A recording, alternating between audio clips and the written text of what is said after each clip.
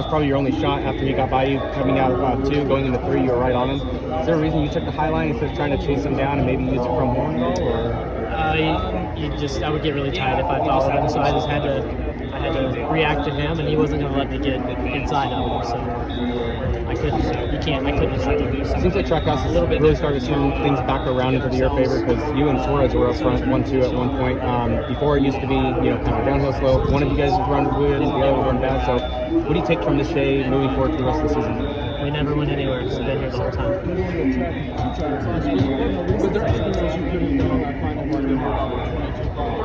I'm sure I can look back and find little things. An obvious one is when he got inside of me in 3 and 4, right? If I just don't commit to the top on entry, and I just thought I could rip the top and stay in front of him one more time. And he had a lot of grit. Obviously, you come away from the finish here. So great points today, but understanding you were that close to locking into the championship, what are the emotions after a run like this? It's a really, really, really good kind of hurt, but it hurts.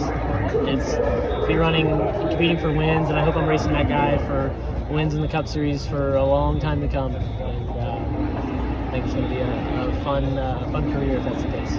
Ross, obviously not the result you wanted today, but kind of just take me through what it's like to be in like such an intense race that we're doing.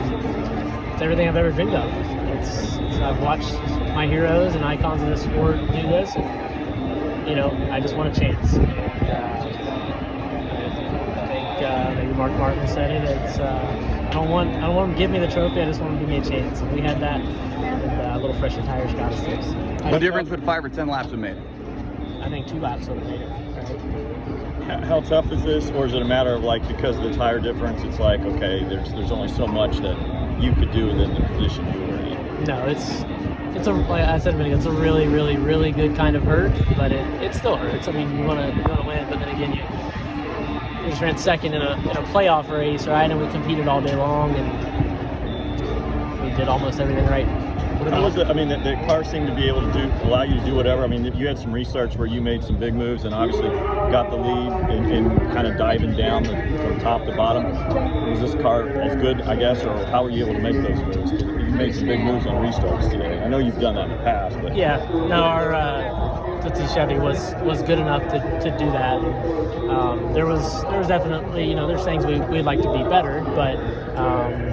No, it gave me everything that we needed to win today, and that's what makes it hurt is that we came up just a little bit short. What do you take away from this race, being a mile and a half going to Homestead, which is another mile and a half? Can't wait to go home. It's going to be a fun trip to Florida. What's the most valuable lesson you learned today as a race car driver?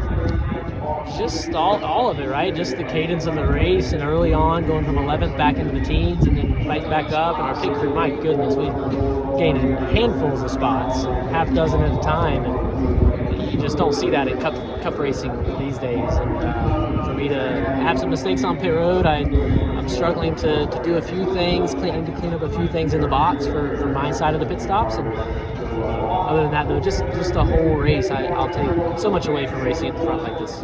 How different is this race compared to the sprint?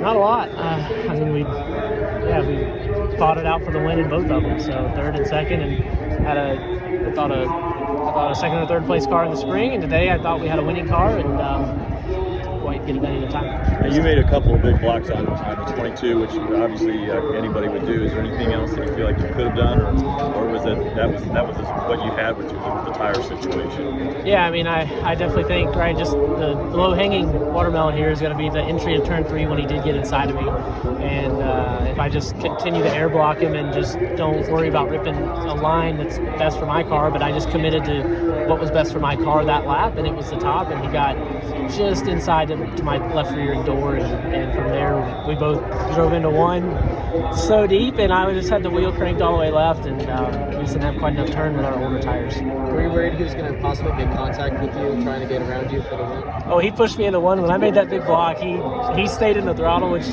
right, I've learned so much from that guy, and I've learned so much from all these guys, and they were my heroes, and now as I race them more and more, it's like, okay, the hero factor becomes more of a competitor, and we slide them over into that box. And so for me, it's been a little bit of a rough learning curve this year, learning how to do that. But I blocked, he hit me, and we made it. And I think when two guys are aggressive like that, it works. Like for me and him, if one is aggressive, one's not. When I've tried to not be aggressive, that's when I've usually crashed.